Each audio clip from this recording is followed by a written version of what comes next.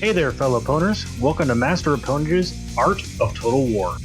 Today, we're talking about Germanicus, the man that killed Arminius in real life. We're going to start off by talking about his abilities, then we're going to move on to recommended units, units to avoid, and then finally to my recommended unit configurations. Let's start off with his abilities. Heavy infantry charge, guys. Now this is a very, very short charge, only 3 seconds, but it's a massive boost. 60% to acceleration, 25% to speed, and an 87% charge bonus. This only works with melee infantry, guys. So use it right before impact. If you do it too early, trust me, it's brutal, because your whole line is completely messed up by the time you actually impact, if you do it too early and you don't have any bonuses. So it's just devastating to your own unit. Now, defensive Tetsudo and attacking Tetsudo. These are both very, very good. Defensive, you're not able to move at all. It's completely static. You lose 86% of your visibility range and 60% of your melee attack, but you have a huge charge deflect, a very large missile block. All the way at high level, it's completely 100% missile block. No missiles are going to hit you. And a huge bonus to melee defense. Attacking Tetsudo, it's a little bit less, but you're able to move just very, very slowly. This one gives you a minus 35% to your speed, minus 70% to your visibility range, minus 70% to your melee defense, but it gives you a pretty good jump in your missile block, plus 46. And then here's the big one, guys, Vengeance. This one works with all sword infantry, and it gives you a plus 50% melee damage and melee attack, and it only goes up from there. The way this ability works, though, it starts out at a very low boost, and the more kills you get on the enemy, the larger the boost gets up to the maximum of whatever your skill says, of plus 50 at level 1. So the more kills you get with that unit, the higher this goes up. Also, I didn't say it, but it should go without saying that all these defensive Tetsudo and the attacking Tetsudo, these only work with shielded melee infantry. And Vengeance only works with swordsmen, guys. So that puts us into the recommended units. What units do I recommend using? Swordsmen, you can't, no, spearmen you use with it. And you're going to use them a lot with him.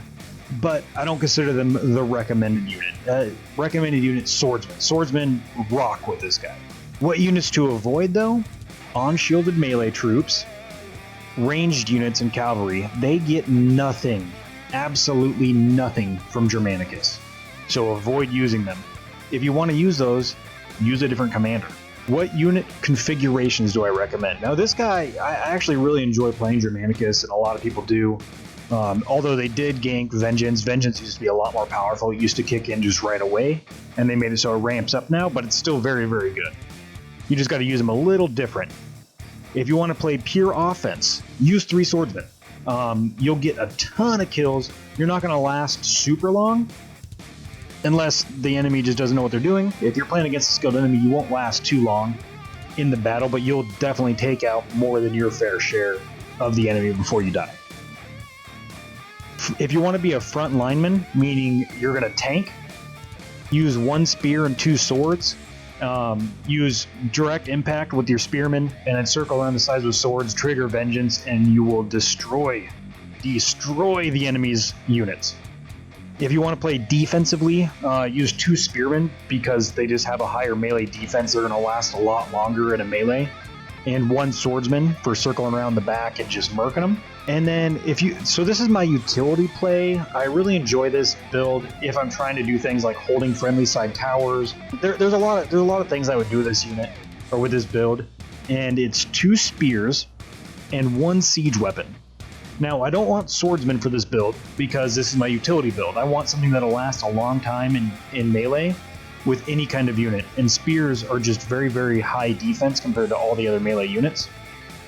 So you're going to want to use spearmen for this build. It's great for holding towers. It's great because you're able to get into your defensive Tetsudo and just basically stop everything except for siege weapon. So if they start hitting you with siege weapons, fall back. But the towers completely negate the downside of defensive Tetsudo, and that's the fact that you lose your visibility range. So get defensive Tetsudo right on a tower, and it doesn't matter that you're losing your visibility range because the tower's giving you visibility. Germanicus overall is one of my favorite commanders to play with. The only thing is, I suspect that they're going to end up debuffing some of his abilities a little bit more than they already have.